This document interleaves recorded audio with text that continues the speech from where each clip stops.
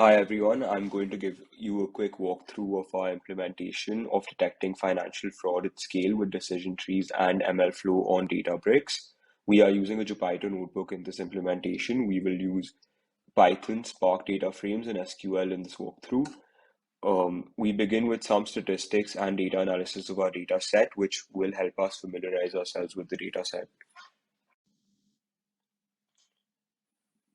So here we're using Spark data frames and SQL to analyze certain aspects of our data set.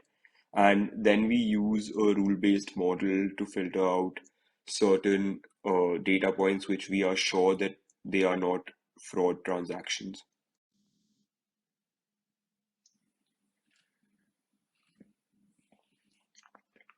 We then begin setting up our machine learning pipeline. So a machine learning pipeline is the end-to-end construct that orchestrates the flow of data into and output from a machine learning model.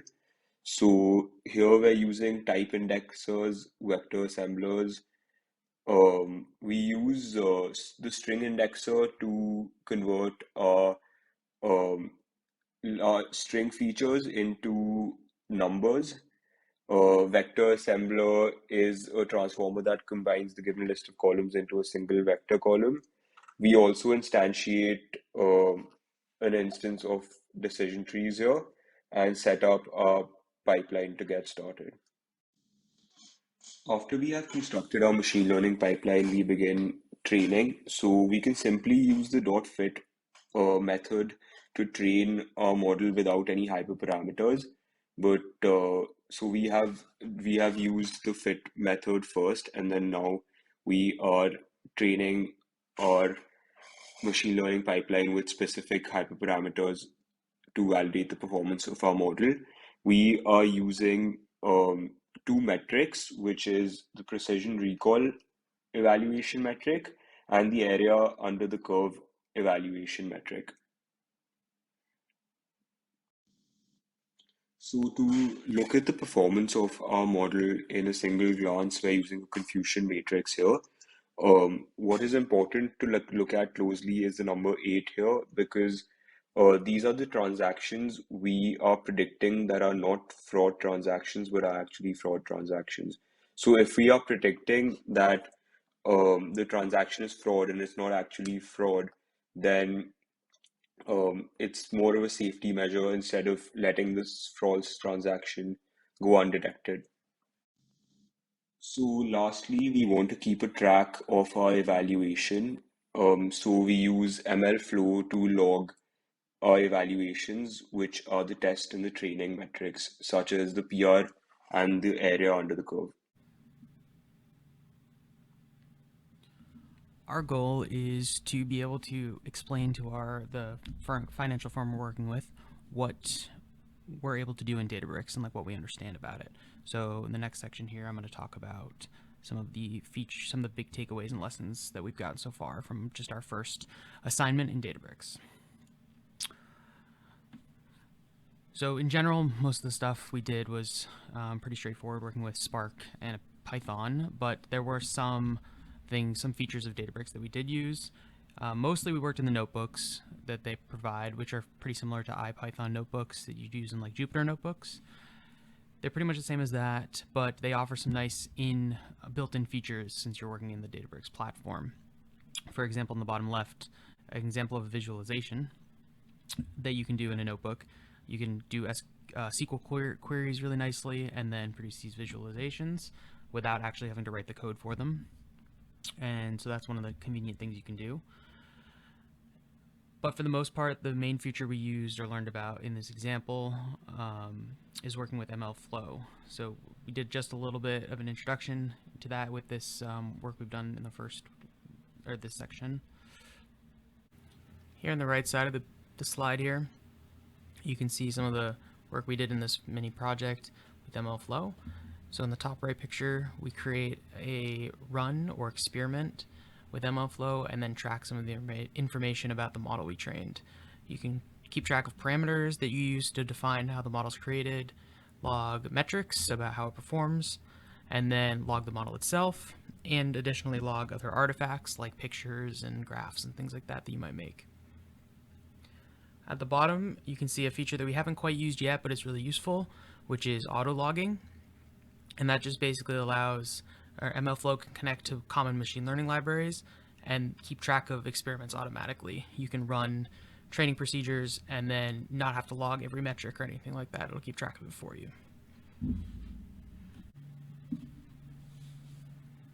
We started working with some of the features in Databricks, but there's still a lot more we can benefit from that we didn't get a chance to use yet. And these solve some of the problems we ran into as well during our first little mini project. So some of those problems include we had to rerun notebooks every time we wanted to continue where our work was. So if we had to stop a cluster and then take some time off and then come back to our work, we had to rerun computation or expensive computation to process data and then train models even if we had already done it once. Another thing is tables that we used, and the data we stored right directly in Databricks was actually attached to Spark clusters. So we'd have to restart the clusters every time just to access our data, and instead we could benefit from saving that same information into features provided by Databricks. For example, Delta Live Tables is one of those features, and Delta Live Tables is basically still just a table format in Databricks, but you can also ask the service to do transformations automatically, and you don't have to write all the code from scratch. You can kind of instruct this feature what to do, how to make the data you want, and it'll do it automatically, essentially. It just coordinates a little bit better than having to code everything from scratch. Additionally, there's features like Feature Store, which is really good for machine learning because it allows you to have a unified resource for features, and so everyone on the workspace can share the same ML features, and it unifies the training process of models a little bit better.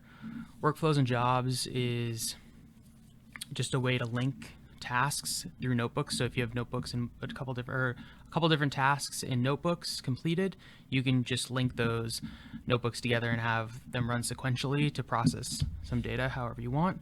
Additionally, there's a lot more we can do with the MLflow feature in Databricks, which just tracks ML models and things like that. And especially for the future, it'll be really helpful for tracking models in production, so you can keep track of how they're operating.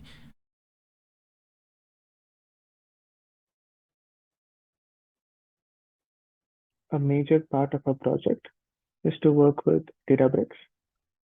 We have implemented a fraud detection example on Databricks to learn the environment better. We will also be implementing multiple other examples on Databricks that our client gave us to understand and get more familiar with the platform. I would like to discuss the next few steps of our project. So the next step is to implement and introduce CI/CD practices on Databricks. Before we talk about that, I would like to explain what CI/CD actually is. So CI/CD is a set of practices or principles that software developers use to deliver code changes to production efficiently and reliably. I will explain what that means in a second. So CI/CD consists of two parts. The first one is continuous integration. The second part is continuous delivery or deployment. So let's look at the image on the left. So a project entails multiple people to work on it. So multiple programmers, they send their code to a code repository or push their code to a code repository. And then the code repository, it sends the collected code to a build server. That build server, it builds and tests the code and builds an application. It also lets the developer know whether the build is successful or not. So this whole process, automated process of integrating code from multiple sources to build an application is called continuous integration. The second part of CI/CD is continuous delivery or deployment. So once we get the built code from the build server, we have to deliver or deploy it to multiple environments. So let's take a look at the picture on the right.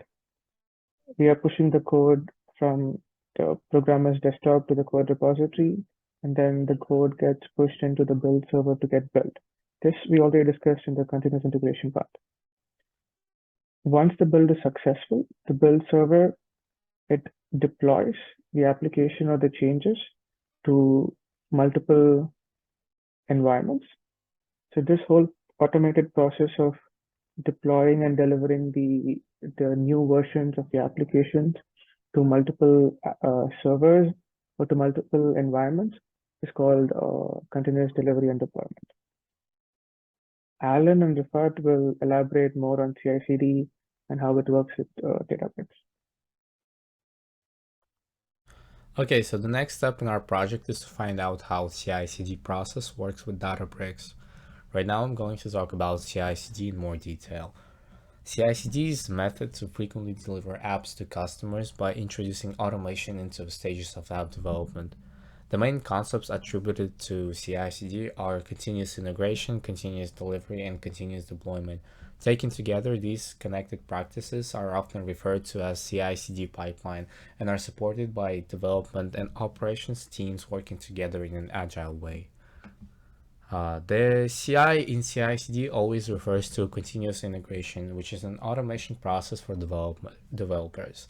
Successful CI means new code changes to an app are regularly built, tested, and merged to a shared repository. It's a solution to the problem of having too many branches of an app in development at once that might conflict with each other. The CD in CI/CD refers to continuous delivery or continuous deployment, which are related concepts that sometimes get used interchangeably. Both are about automating further stages of the pipeline, but they're sometimes used separately to illustrate just how much automation is happening. Continuous delivery usually means developers' changes to an application are automatically bug tested and uploaded to a repository like GitHub, where they can be deployed to a live production environment by operations team. It's an answer to the problem of poor visibility and communication between dev and business teams. To the end, the purpose of continuous delivery is to ensure that it takes minimal effort to deploy new code. Continuous deployment, which is the other possible CD, can refer to automatically releasing a developer's changes from repository to production where it is usable by customers. It addresses the problem of overloading operations teams with manual processes that slow down the app delivery. It builds on the benefits of continuous delivery by automating the next stage in pipeline. Allow cloning the whole Git repositories in Databricks, and with the help of the repos API, we can automate this process by first cloning a Git repository and then check out the branch we're interested in. ML practitioners can now use a repository structure well known from IDEs in structuring their project, relying on notebooks or Python files for implementation of models. Therefore, the entire project is version controlled by a tool of your choice, like GitHub or Azure repos, and integrates very well with the common CI/CD pipelines. The teams can follow the classical Git flow cycle during development. First, we develop individual features in the feature branch and test using unit tests. Then we push changes to the feature branch where the CI/CD pipeline will run the integration test. CI/CD pipelines on Azure DevOps can trigger Databricks repos API to update this test project to the latest version. Then CI/CD pipelines triggers integration test via API. Integration tests can be implemented as a simple notebook that will at first run the pipelines that we would like to test with the test configurations. And this can be done by just running an appropriate notebook with executing corresponding models or by triggering the real job using jobs API. Then we examine the result to mark the whole test run as green or red. Using the Databricks repos API for CD may be particularly useful for teams striving for complete isolation between their dev, staging, and production environments. The new feature allows the data teams through source code on Databricks to deploy and update the code base and artifacts of a workload through a simple command interface across multiple environments. Being able to programmatically check out the latest codebase in the version control system ensures a timely and simply release process.